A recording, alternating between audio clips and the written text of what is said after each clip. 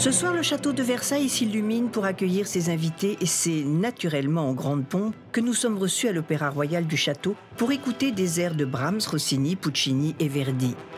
C'est l'orchestre philharmonique de la Scala de Milan sous la direction du maestro Fabio Luisi de l'orchestre du Metropolitan Opera de New York qui jouera le répertoire de cette soirée. Le conseil Pasteur-Weissmann, fleuron de la collaboration scientifique entre la France et Israël, avait convié 600 invités à ce gala exceptionnel. Cela fera l'année prochaine 40 ans que les deux pays mettent en commun leur savoir, leur technique et leur enthousiasme au service d'une cause commune, la lutte contre la maladie. Cet exemple de collaboration scientifique réussie rend hommage ce soir à ceux qui les ont soutenus et suivis durant toutes ces années. Remercier en effet les mécènes qui nous apportent leur soutien d'une part, mais c'est surtout démontrer que la science, elle peut avoir aussi une autre valeur, celle de l'amour, de la paix et du dévouement. La science est capable du pire comme du meilleur. En fait, tout est question de valeur. Enrayer une contamination pandémique ou fabriquer une bombe atomique, l'écart est astronomique. Le conseil Pasteur-Weissmann a choisi son camp dès le début de sa collaboration en prenant pour cible le cancer. Ce sont deux instituts qui, grâce à Simone Veil, se sont rencontrés. Il n'y a pas de salaire dans Pasteur-Weissmann. C'est un dévouement exemplaire. Tous les mécènes, tous ceux qui apportent un soutien, c'est pour la recherche commune, pour les découvertes communes. Depuis 39 ans, nous avons fait des recherches qui ont apporté des résultats sur les vaccins, des résultats sur l'immunologie, sur le cancer, sur les maladies cellulaires, enfin tout cet embryon, toute cette volonté d'aller toujours plus loin. C'est la présidente de l'établissement public du château, du musée et du domaine national de Versailles, Catherine Pégard, ancienne rédactrice en chef du Point, qui a rendu possible cette inoubliable soirée. C'est très important de montrer que Pasteur-Weissmann, qui a cette réputation internationale, peut aujourd'hui honorer ses mécènes grâce à nous au château de Versailles. Écoutons le virtuose Shlomo Mintz.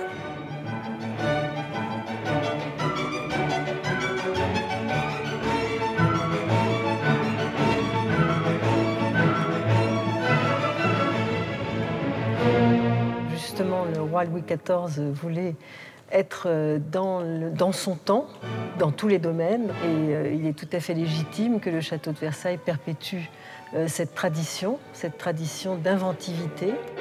Et ce soir, le château vibrait à nouveau à l'unisson de l'art et de la science, les virtuoses et les génies enfin réunis. Aujourd'hui, on ne peut pas dire que le château de Versailles est un musée figé dans le temps. Non, c'est une résidence royale, c'est une maison qui vit et qui vit à la fois dans le passé et qui maintient ce patrimoine et qui essaie même de l'embellir et qui vit dans le présent. Et très souvent d'ailleurs, on s'aperçoit que la création enrichit le patrimoine et que le patrimoine inspire la création d'aujourd'hui. Puis nous avons traversé les appartements de la reine pour rejoindre la bien nommée Galerie des Batailles, où nous attendait un souper servi par le nôtre, un cadre, un concert et un dîner d'exception qui rendent un hommage à la hauteur d'une si belle collaboration.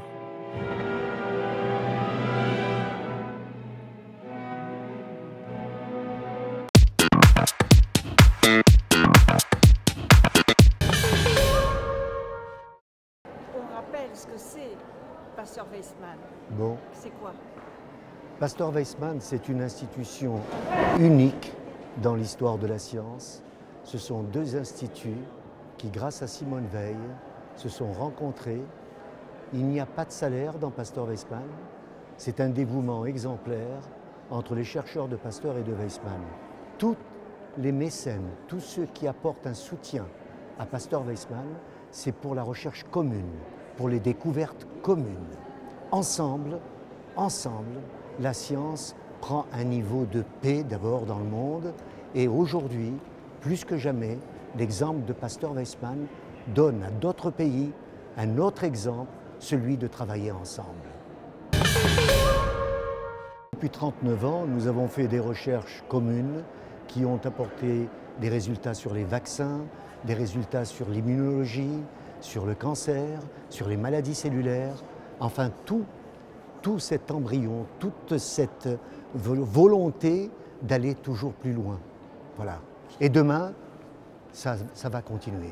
Alors une soirée comme ça sert à remercier les gens qui vous soutiennent. Les mécènes, à remercier en effet, les mécènes qui nous apportent leur soutien d'une part, mais c'est surtout démontrer que la science, elle peut avoir aussi une autre valeur, celle de l'amour, de la paix et du dévouement. C'est pour ça que vous leur faites cadeau d'un violoniste comme vous nous avez fait cadeau ce soir. Oui, d'autre part, oui, ce sont les parrains de Pastor Weissmann que j'ai bien voulu citer ce soir, qui apportent leur soutien pour répondre favorablement à notre demande. C'est assez étonnant que ce décor serve à cette cause, comme à d'autres causes d'ailleurs.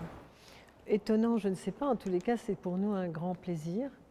Et je pense que ça fait aussi partie de notre mission que de mettre en valeur une cause aussi belle que celle-ci dans un lieu qui porte l'image de la France à travers le monde. Et je crois que c'est très important de montrer que Pastor Weissmann, qui a cette réputation internationale, peut aujourd'hui honorer ses mécènes grâce à nous au Château de Versailles.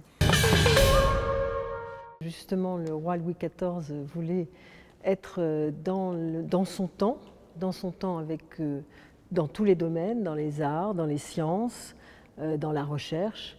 Et il est tout à fait légitime que le Château de Versailles perpétue cette tradition d'inventivité.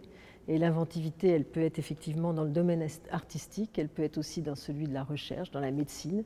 Et aujourd'hui, eh bien, c'est plutôt ce pan-là qu'on honore, et les autres jours, on parle plutôt musique et beaux-arts. Je crois que c'est le souhait de nous tous, à travers le temps.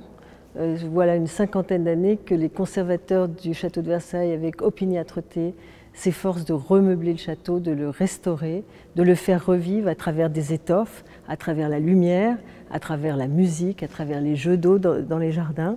Et je crois en effet qu'aujourd'hui, on ne peut pas dire que le château de Versailles est un musée figé dans le temps. Non, c'est une résidence royale, c'est une maison qui vit et qui vit à la fois dans le passé et qui maintient ce patrimoine et qui essaie même de l'embellir, et qui vit dans le présent. Et très souvent d'ailleurs, on s'aperçoit que la création enrichit le patrimoine et que le patrimoine inspire la création d'aujourd'hui.